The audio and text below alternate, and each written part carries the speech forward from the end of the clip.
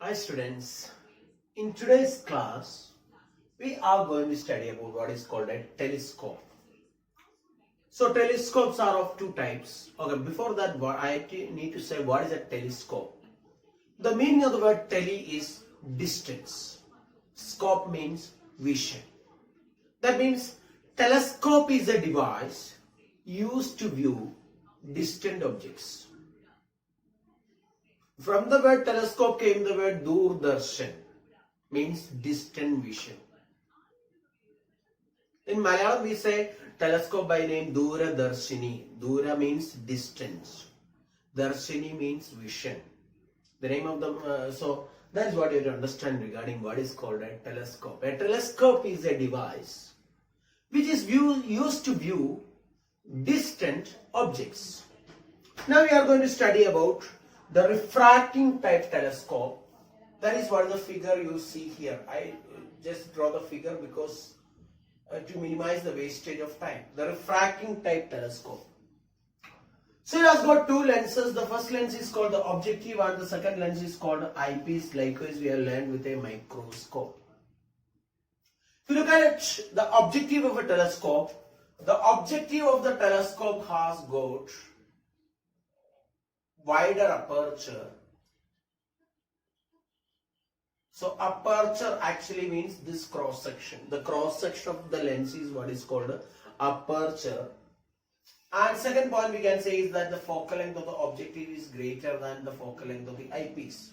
Now the question why wider aperture is because a telescope has to view or it has to enclose large objects like stars, asteroids, meteors, sun, etc. This kind of objects is what is viewed through a telescope. So the light from those objects are passing through the object, so it needs a wider aperture. And second reason is for better resolution as well. Now the focal length of, unlike a microscope where the eyepiece has greater focal length, here the objective lens has greater focal length. Now we will study about the functioning of a telescope. Light from distant objects, that is means objects located at infinity, is allowed to incident on this objective lens. Since it is coming from infinity, its image will be formed at the focus of this objective. So this is the second focal point of the objective. The image formed at the second focal point of the objective act as the object for the eyepiece, and we are taking the first condition. The figure shows the final image formed at the least distance of distinctive vision. The figure is giving you final image at the least distance of distinctive vision, or otherwise we say near point. So this is the image formation by a telescope at the least distance of distinctive vision or near point. Fine. Now we have to deduce the conditions for this thing. Here this L is called tube length of a telescope. Tube length of a telescope, and you can see that L is equal to FO plus magnitude of UE. Magnitude of FO. So no need to put the magnitude of FO because it's a convex lens. Obviously the focal length is positive only. Now we need to find out UE. Very simple, as we did on the other day.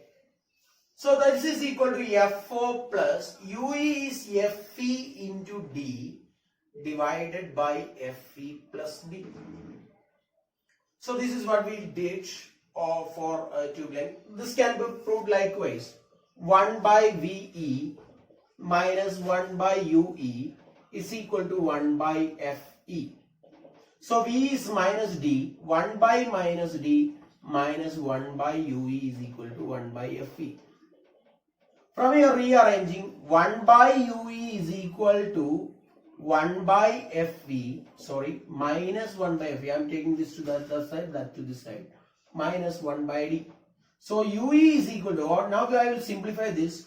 This is equal to minus of D plus FE divided by FE into D.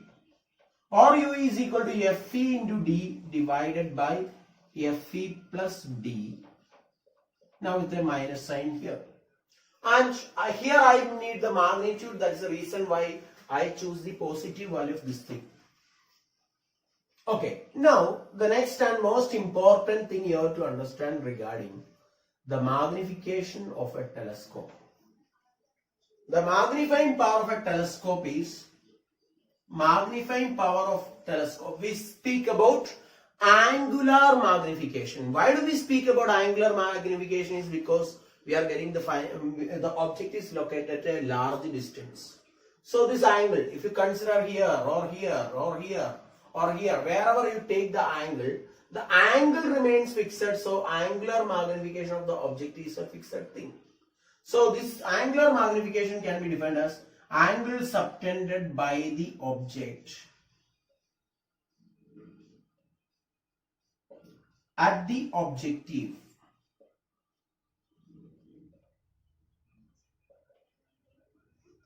divided by angle subtended. This is the symbol for angle. Angle subtended by the image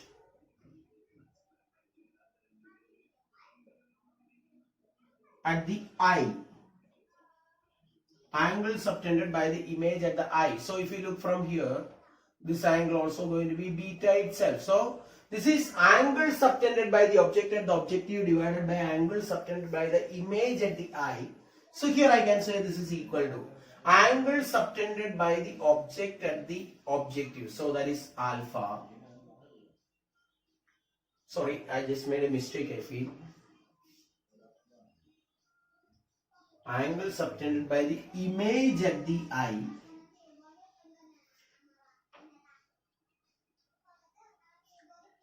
divided by angle subtended by the object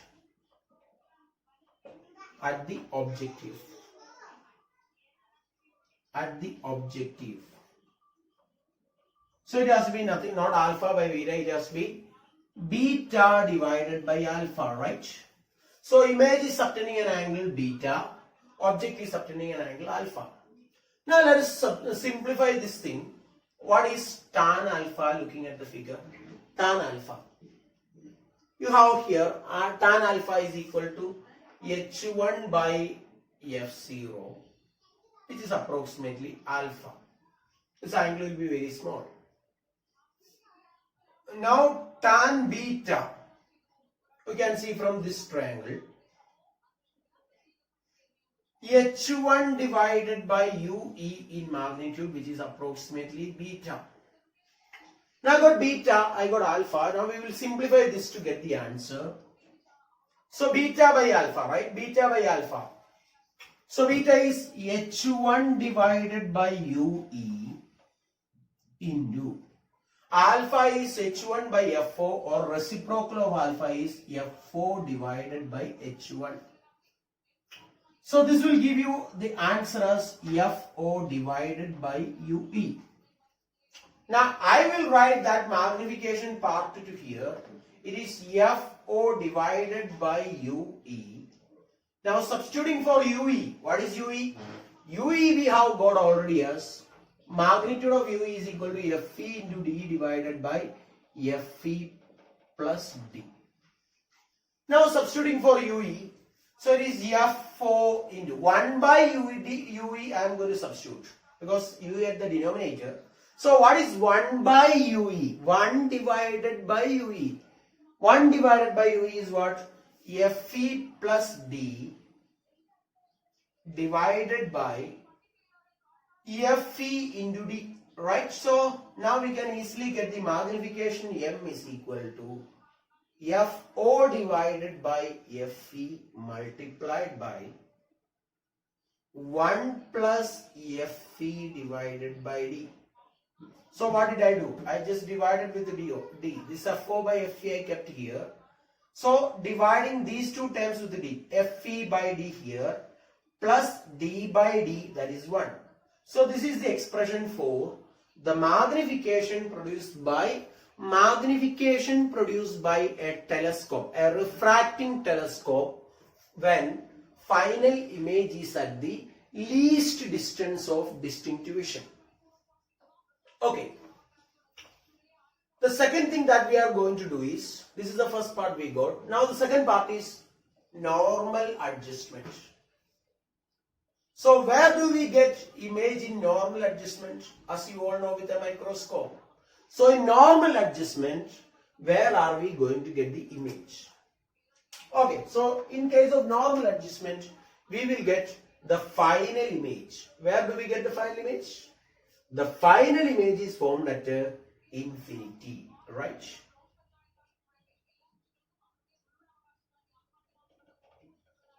So in that case, slight modifications you have to make is here. This UE should be replaced with. So in order to get the final image at an infinity, this should be at the focal plane of the eyepiece, right? When the object is placed at the focus, the final image is obtained at infinity. So in this case, it is far more easier to solve. This is where you can expect more problems to be. So tube length L is equal to, straight away you can say FO plus FV.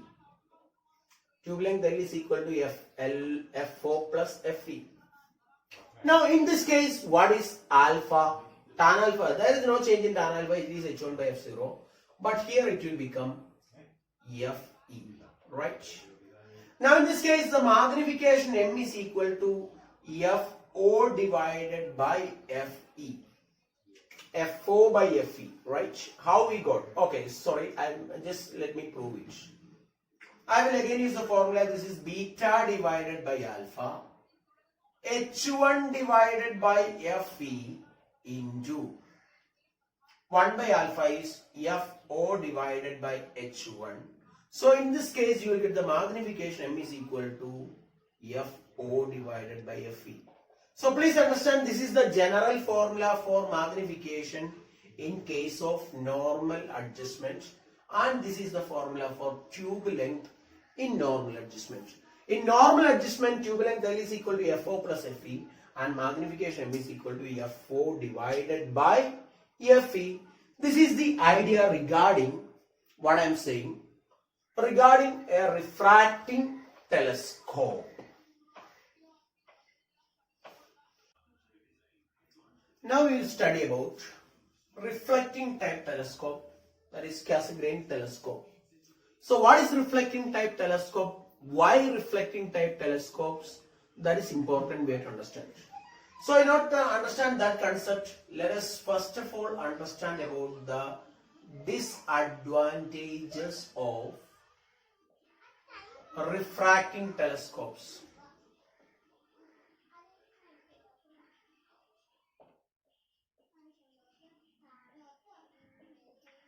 The most important thing that is associated with a telescope is its light gathering capacity. Light gathering capacity and the resolving power. What do you mean by resolving power? It is the ability of a telescope to give distinct images of closer by images. I repeat. The ability of a telescope to give distinct images of, not closer by images. It is the ability of a telescope to give distinct images of closer by objects. The ability of a telescope to give distinct images of closer by objects is what is called resolving power of a telescope. Now coming on to the idea.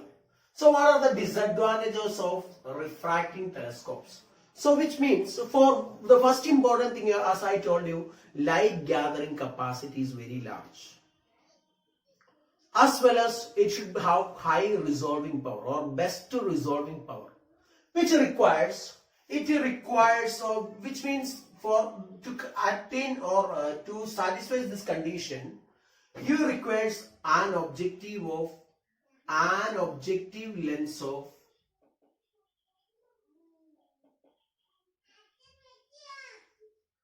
large diameter.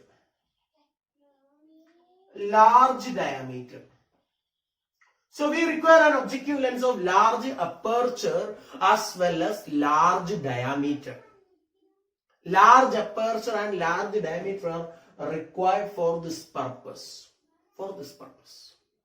Now, having large diameter for an objective will lead to the defects like spherical aberration. This will lead to what is called a spherical aberration. As we have learned in the previous video regarding spherical aberration. So, requirement of large aperture will lead to what is called a spherical aberration. Then, as we use lenses, lenses are always prone to what is called a chromatic aberration. Chromatic aberration.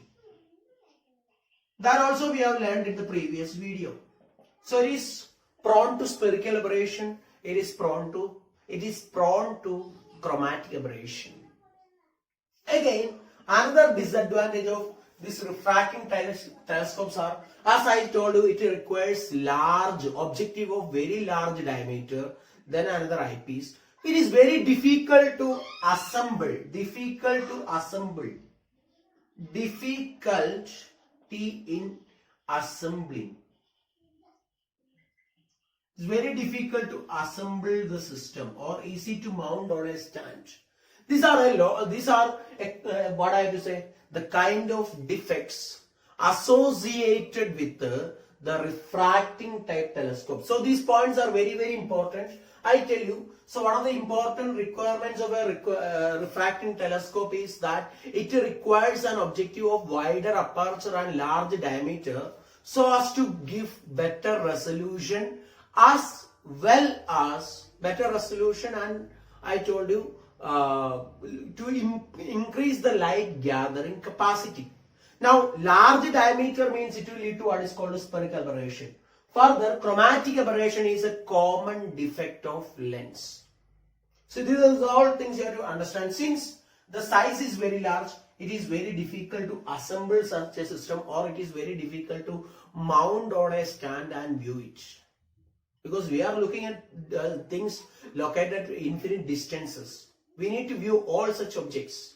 We require an objective, so that means objective should be of very large size. One of the objective it's given in the NCERT book is that a lens in California, I think, right? It is being called Wisconsin, USA. It is about the diameter of such a lens is about 1.02 meter. More than 1 meter diameter a lens. So you can visualize the size. Actually, this is around 1 meter. This is 4 meter and this is 3 meter aperture. So that means a diameter of lens greater than these dimensions. Great. Large dimensions are required. So these are a few disadvantages of refracting type telescopes that can be corrected with what is called a reflecting type telescopes. In a reflecting type telescope, we are using parabolic reflectors. Parabolic reflectors. As we know, a parabola has a fixed foci. Unlike a lens or unlike a spherical surface. So spherical surface, different focal length for paraxial rays and marginal rays are the cause for spherical aberration. So for a parabolic reflector, a parabola has, as you have learned in mathematics, one of the important definitions associated with the parabola is that parabola has a fixed focus. Every parabola has a fixed focus. That means it avoids. So what all things are avoided in a parabolic reflector? The first thing I can say is that it avoids spherical aberration. It eliminates spherical aberration. A parabolic reflector eliminates spherical aberration. Further, it's a mirror. For every mirror, so mirror cannot produce chromatic aberration. Chromatic aberration is not a characteristic of a mirror. So it avoids chromatic aberration. Chromatic aberration is not possible with the mirrors. Then we can easily mount on a stand. It can be easily mounted on a stand. And figure shows a Cassegrain type telescope in which you can see light is incident from a large distance. So it is falling on a concave reflecting surface, which is considered as an objective mirror. Now from this objective mirror, the light will be reflected onto a convex mirror, which is called the secondary mirror. And this reflected light will be focused by means of an eyepiece lens. So here in place of lens, so objective lens is replaced by a combination of two mirrors. So this is very easy to design, easy to implement. The defects like spherical aberration and chromatic aberration can be avoided because using parabolic reflectors will avoid spherical aberration, and use of mirrors will avoid chromatic aberration. And the other advantage of parabolic reflectors, if I say use the word advantage of parabolic reflectors over conventional refracting telescopes are this. How we understand the discussion of telescope? We will study about what is called a liquid lens. This is an arrangement in which an object placed here will have its image coinciding with the object. An object placed will have its image coinciding with the object. This is possible if and only if the rays retrace their path. This is the incident ray, this is the reflected ray. Incident ray, reflected ray. So it is incident on this mirror. This is a mirror, I have to say. And the light is incident on this mirror at an angle 90 degree to the mirror. At a 90 degree to the mirror, or angle of incidence is 0. Now what is the situation here? So after refraction from the lens, the rays are moving parallel to the principal axis. After refraction from the lens, the rays are moving parallel to the principal axis, means where should be this object placed? So these rays, as you can see, the rays are moving parallel to the principal axis after refraction from the lens, right? So which means the object should be placed at the focus of the lens, right? So this case, if I say this distance is equal to d,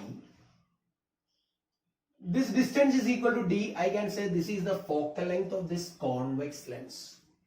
D is the focal length of the convex lens. So d is equal to f, and this is r divided by 2 into n minus 1. Since the lens we are generally choosing is glass, so I will take n is equal to 1.5. Okay, that we will do later. Let us keep it as n itself. D is equal to f, that is r divided by 2n minus 1. In the next part of the discussion, what we do is, we will keep the mirror as such on the surface. We will pour a liquid in between the lens and the mirror. A liquid is poured in between the lens and the mirror, that I am going to show you. A liquid is poured here. Then my question, this liquid will behave like what? This liquid will behave like a concave lens of same radius as the convex lens. Again I am placing an object. In this case, again the image is coinciding with the object. That's the reason why this is called a liquid lens. This is N and this is NL. Now again image is coinciding with the object, and this is at a distance d dash. Then my question, what will be d dash? D dash is going to be the effective focal length of the combination. Okay, so in this case I can say d dash is f effective, right?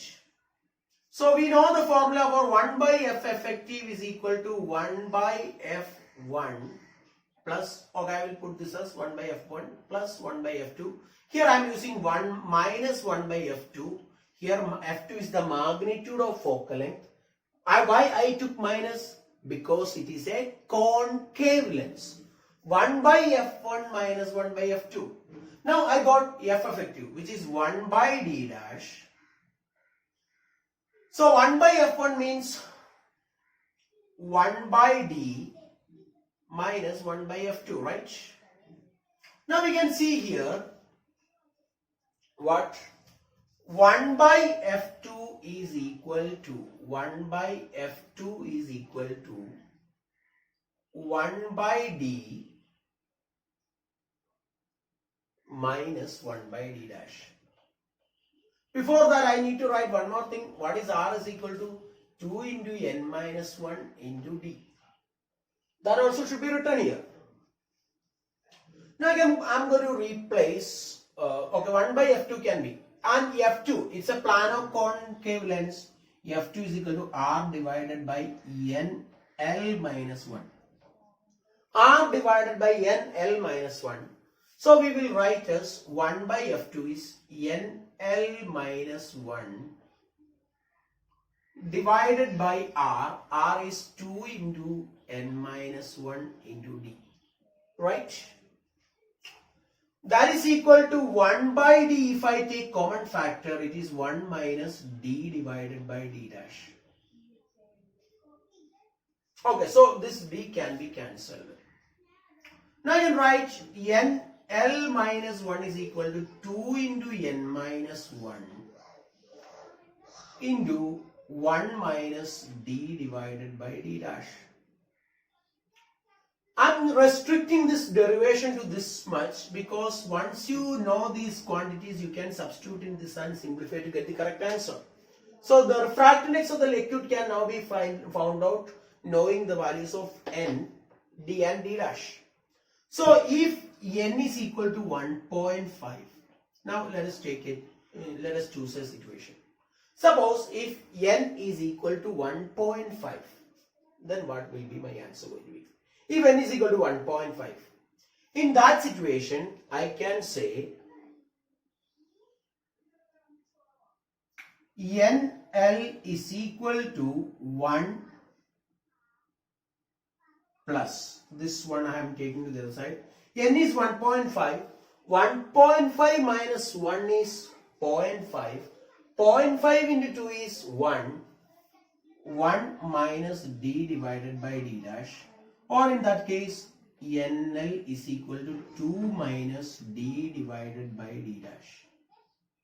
The refractive index of the liquid is equal to 2 minus D divided by D dash.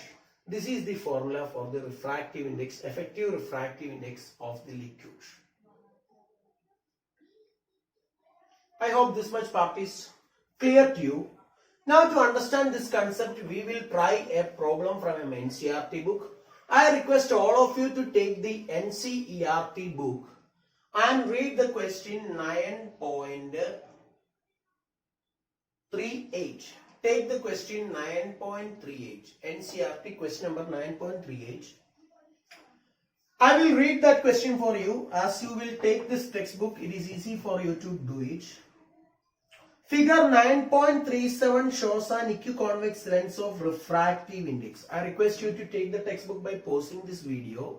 Once you take this textbook, resume the video and just look at the question. Figure 9.37 shows an equiconvex lens of refractive index 1.5 in contact with a liquid layer on top of a plane mirror. The same situation. A small needle with its tip on the principal axis is moved along the axis until its inverted image is found to be at the position of the needle. The distance of the needle from the lens is measured to be 45 centimeter. Is this D or D dash? What is D here? It's a distance. D is the distance without liquid. D is the distance without liquid. Then what is D dash? Distance with liquid. D dash is the distance with liquid and D is the distance without liquid. Question, what is this 45 centimeter? Is it D or D dash? Is it D or D dash? D dash, it's a distance with the liquid, so it is 45 centimeter. Then, what is the refractive index? N is equal to 1.50, which means we can straight away go for this formula. D dash is 45 centimeter. Then what is else given? The liquid is removed and the experiment is repeated. The new distance is measured to be 30 centimeter. That means D is equal to 30 centimeter. So one thing it is clear is that D dash is greater than D. That means when you pour a liquid, the needle has to be raised up in order to get the image. The needle has to be raised up in order to get the image. So that's what I have to say. D dash is 45 centimeter, D is equal to 30 centimeter. Now it's very easy to find out the refractive index of the liquid. We can directly use the formula. 2 minus D by D dash, 30 divided by 45. So 2 minus 2 by 3, right? 30 by 45 is 2 by 3. The refractive index of the liquid comes out to be 4 by 3. The refractive index of this liquid is 4 by 3.